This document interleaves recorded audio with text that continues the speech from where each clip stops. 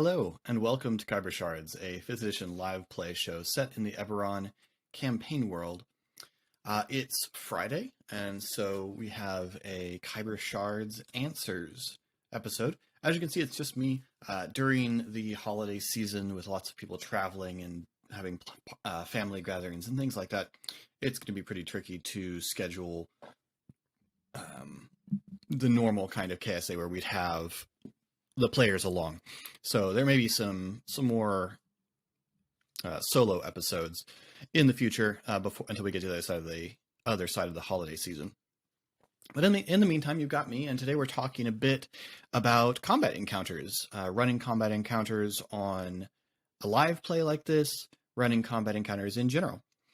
We have some questions from our viewers, and I want to just use those to guide the conversation rather than following my own outline. So we're going to start with one that we got off of a YouTube comment from Caleb Earl that's not specifically about combat encounters, but it is about the campaign.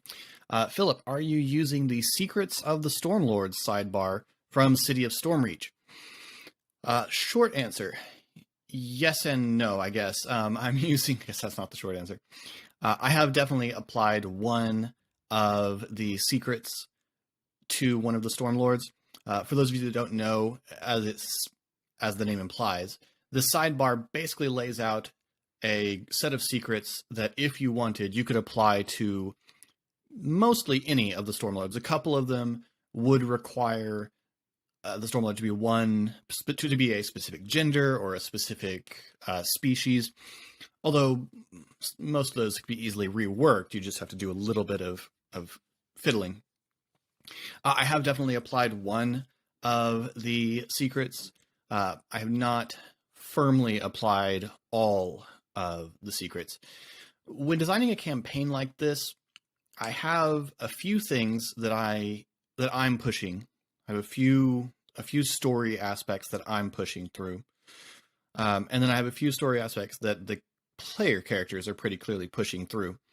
And the stuff with the Stormlords is, there are some things with the Stormlords that the players are going to have to reckon with if they want to follow Thora in establishing a strong presence for marked individuals in Stormreach. But the rest of it, if they want to get involved in the politics of Stormreach or not, is kind of up to them. So depending on what threads about the Stormlords the players decide to follow will determine how firmly I need to flesh out each of the Stormlords. In a campaign like this, I don't usually have a big giant Bible of every major NPC with all of the things applied to them. When NPCs become important, I work out backstories for them. Tommel was honestly of fairly minor importance. I knew I wanted to introduce the Stormhammers, but the players really latched on to Tommel, understandably, and so I've fleshed him out quite a lot more. Likewise, Harish and Solarka, some of the other NPCs, as the players really grab onto them, I flesh them out. So if the players decide they want to engage with the politics of Stormreach and get involved with the Stormlords, I'll flesh the others out. I have definitely applied one of the secrets that probably will become important, well, unless things go in an entirely unexpected direction, which has happened many, many times in this campaign already. So who knows? Anyway, so yes, I am using it, but I haven't fully used it yet. So next question is from Laura. Laura asks, have you ever TPK'd? In the strictest sense of that term, no. I have never killed an entire party. I have defeated an entire party twice. Yeah. The first time was really stupid and mostly just my not thinking about the story. And the second time was, I argue, awesome. I'm not 100% sure whether my players all feel that way. So the two times that I defeated an entire party, the first time, and I guess the first time was potentially a TPK, but the first time was both times were my home games. The first time was we were playing Pathfinder, and the players had come upon a bandit camp, and they decided to get creative and ambush the bandit camp. So they spread themselves out, and they all snuck into the bandit camp from different angles. It was a good idea, and I probably should have come up with some way that benefited them more than I think they got a surprise round out of it before everything went crazy.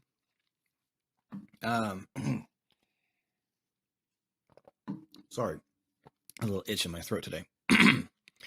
It went wrong. It's one of those situations that's high risk, high reward. If you pull it off, then you're gonna just wipe the floor with the encounter. But a couple things go wrong and everything unravels, and a couple things went wrong and everything unraveled.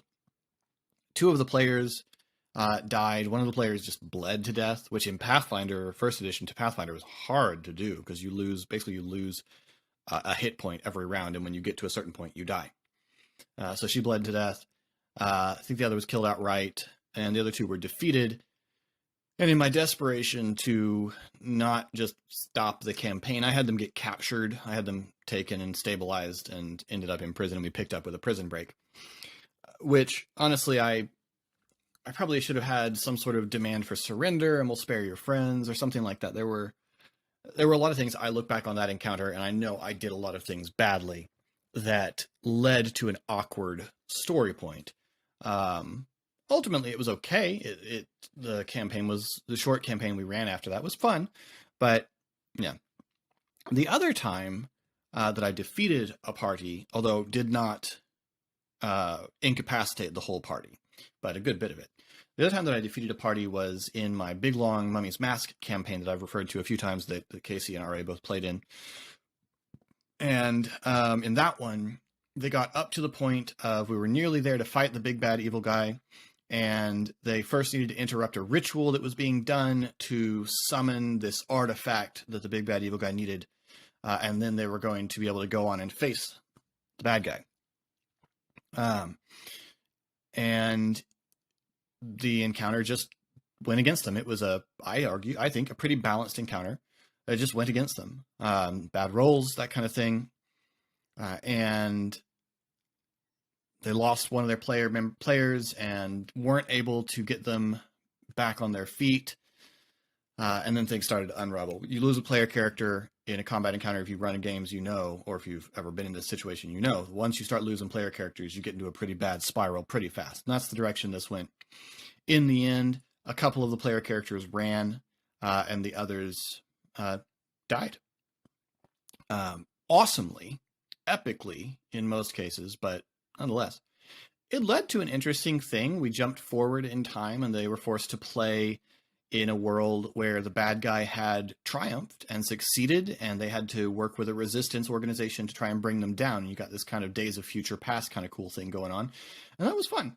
So I liked that one in the end, but it wasn't expected. So it wasn't not quite a TPK, but I have defeated parties once, I would say, because I didn't run the encounter well, and the other time because the dice just didn't work for them. And I'd much rather the dice just not work for them. It was that ended in a cool story moment. The one where I just didn't manage the encounter well just felt awkward. So defeating the party, whether by TPK or just defeating the party, can be narratively satisfying, but only if you do it in a well-designed encounter. If you've badly designed the encounter, or you've botched how you ran the encounter, then it can suck, and that one did. Speaking of encounter design, Darren asks, when you stat a combat encounter, such as the warehouse guards, do you look at the DMG's guidance for what's considered easy or easy/deadly, or do you just go with what makes sense in the story and let the PCs need to run away sometimes? I do a little of both. The warehouse encounter is an interesting scenario because what it really was 3 different encounters that I had statted out, and I did use the guidance in the DMG for that. There's actually, if you use D&D Beyond, there's a pretty handy encounter builder tool that manages a lot of that for you, which is pretty good. So there were actually 3 encounters in the warehouse.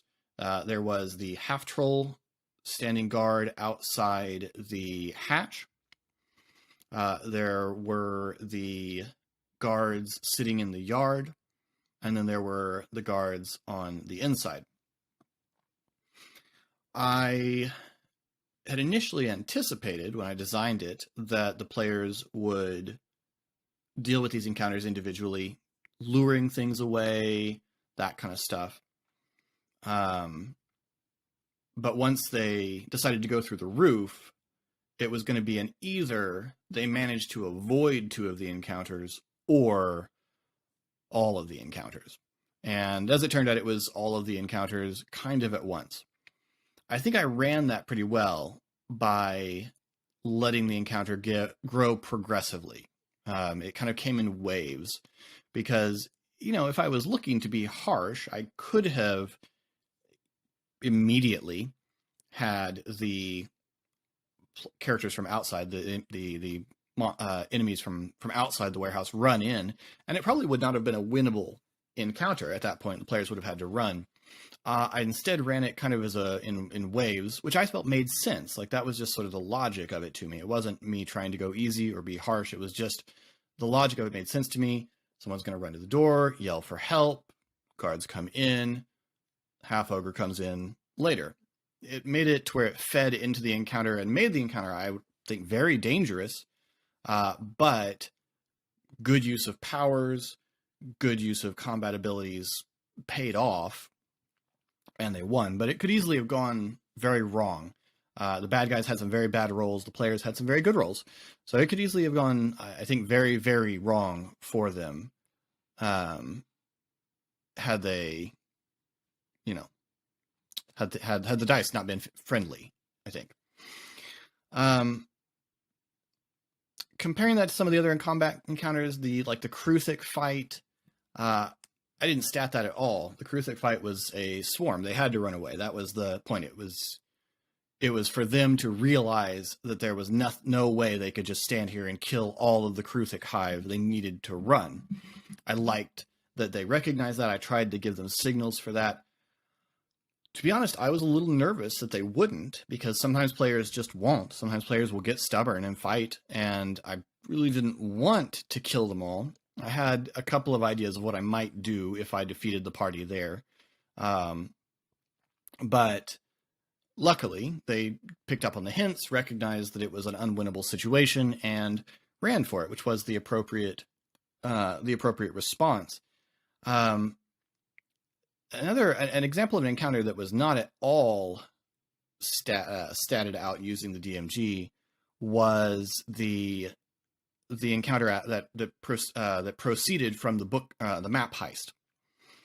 I had put Falco and some other NPCs in the market square so that they could be noticed, and so that the players could overhear a little bit of conversation, and to introduce a character that I wanted to bring back later who could be recognized. But instead, and it turned into a chase. I did not, to be real honest, expect Pog to just burst out the front door. It turned into a chase, and then it turned into a combat encounter when Ari ran into the alley. It was briefly a combat encounter with Pog, but it turned into a real combat encounter with Ari ran into the alley. And not one that Ari could really have hoped very much to win. Falco's a tough guy, deliberately. I've thought of some ways that I could have handled that encounter differently that might have been more narratively pleasing to me. But in the moment, it was an encounter I didn't expect to happen. And so I kind of just had to run with the stat blocks that were there. And, later on, you're always going to think of how you could have run it differently. Um, so a little bit of the yeah, a little bit yes, a little bit no. Sometimes I will stat things out carefully with the DMG. Sometimes it's just this is what would be there. And yeah, I want the players to know that they ought to run away sometimes. Not necessarily most of the time, but some of the time. Another example of one that I did stat out with the DMG was the barge fight with the ghouls and the vampire spawn. That fight was actually pretty dangerous, but because the vampire spawn's main goal was to get away, that made it a little bit less dangerous. And they had the opportunity for getting the upper hand through the element of surprise, which they used pretty effectively. So that had the potential to be a really dangerous one, mostly because of the ghoul's paralytic effect. Luckily, no one fell victim. None of the player characters fell victim to that. I was pretty worried about that, to be honest. There was a real risk of it going real bad if the players had started falling to that. But Shade stayed mostly out of range of it. I think Esri got hit and passed his save. Pog was just massacring stuff. So there was a lot of bad rolls for the ghouls there. It worked out in their favor. Designing combat encounters for a live play like this is actually really tricky, and running them as well, because you've got to,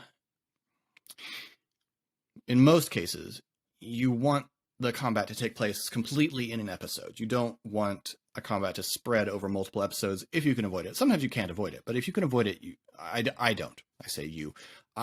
don't want the encounter to spread over 2 episodes if it can be avoided. So you're thinking about speed and keeping it moving. And there's that. But also you're trying to be, the thing I found the hardest about running on a live play is keeping my voice descriptive and exciting and big and dramatic. Because a lot of times when I'm talking, I'm also looking at the stat blocks and trying to think about the next couple of moves and react to what the players are doing. And a lot of times I have noticed in watching that sometimes my voice is like, yeah. And so he takes a big hit and falls back and then jumps forward and swings. And my voice can kind of get flat when I'm doing that because I'm trying to pay attention to multiple things at once. And it's really, really hard. And I really admire DMs who play on podcasts and on live plays who can be animated and dramatic while running a combat encounter, because I would say it's pretty tricky. And that's something I want to get better at doing that I think I'm not doing a great job of right now. Because you got to keep it upbeat because you have an audience, and while the players, they have a very real stake in the combat encounter, it's easy for them to feel immersed and engaged. But to get your audience immersed and engaged, you've got to use your voice, you've got to use your descriptiveness. And so me as a GM running this is a real balancing act, juggling act. You're trying to do a lot of things at the same time, which you always are as a GM, but it's one more thing because you're running for an audience. And so that's very, very different from running combat encounters at the table, or just, at the virtual table, if that's what your group does. When you're just running for a group, when you're running for an audience, there's a performative aspect to it that's tricky, to be honest. And you use things like music and that kind of thing, and that helps, but it's reliant on you. I initially, when we first started running this, thought no maps, just theater of the mind. But I have found that I have some pretty tactically minded players who want to be able to think about position and that sort of thing. And a lot of times will ask questions about position. And so I started wanting to provide them with images to work from. And eventually I thought it just made sense to try and put them on the screen, since we were often referring to them and it wasn't going to make any sense if they weren't present on video for the audience to see as well. Over in Eberron Renewed, where I'm a player, I really, really admire Eric's ability to paint a scene of the battlefield without the benefit of the map. It's something that I don't do as well as he does. He's been doing it longer than I have, so that's probably an advantage, but it's not something I do as well as he does. And I really think that's a very great strength of his as a dungeon master, or as a game master, since we're playing Genesis over there, as a game master, is his ability to paint the scene and give you a good idea of what the battlefield looks like without using a map. Whereas I like maps and minis and that kind of thing, so I've probably inevitably fallen back into using maps. But I like it. I enjoyed the last battle arc where we're using the maps on the screen. I think that went pretty well.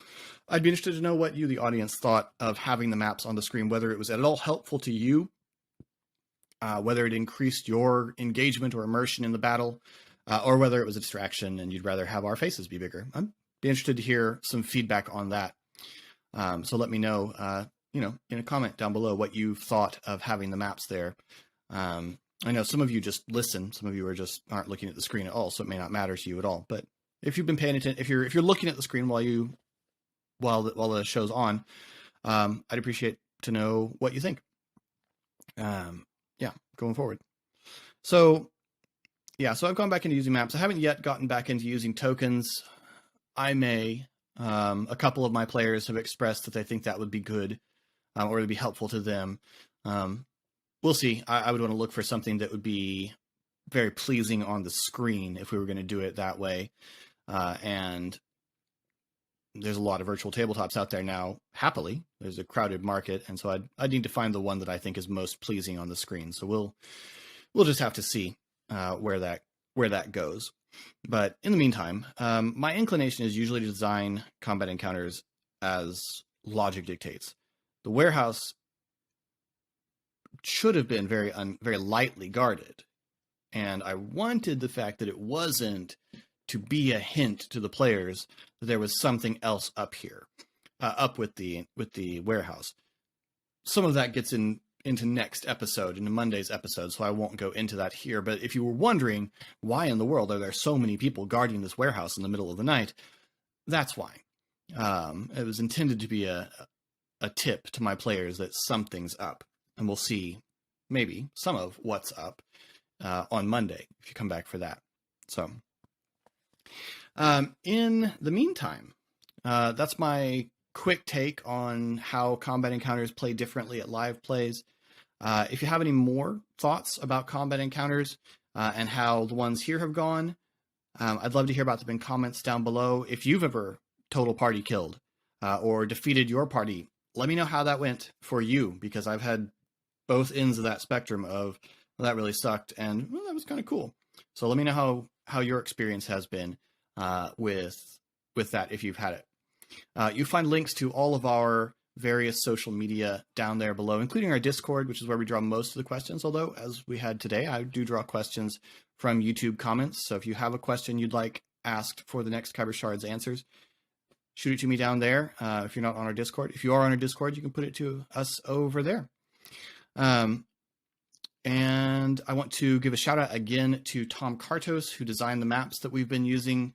A link to his Patreon is also in the description. You should go check it out. He's a fabulous cartographer and creates some really, really cool map encounters that I've made use of twice, because the Grimalkin Manor map was also a Tom Kartos map.